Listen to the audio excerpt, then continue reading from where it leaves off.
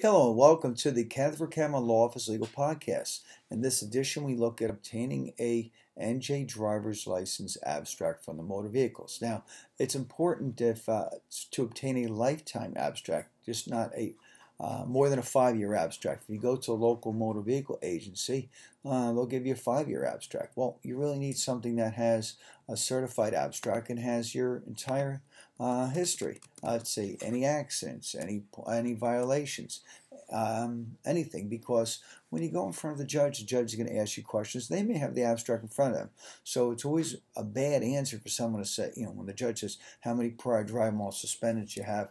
The answer is no.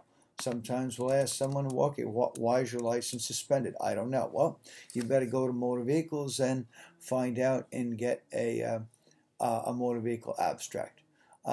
So there's an online form to obtain the motor vehicle abstract.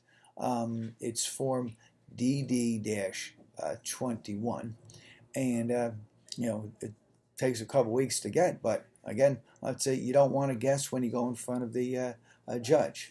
And also, it's important because some motor vehicles will obtain these. Your insurance company will have it. So if you don't provide accurate information, then they will not take kindly to that.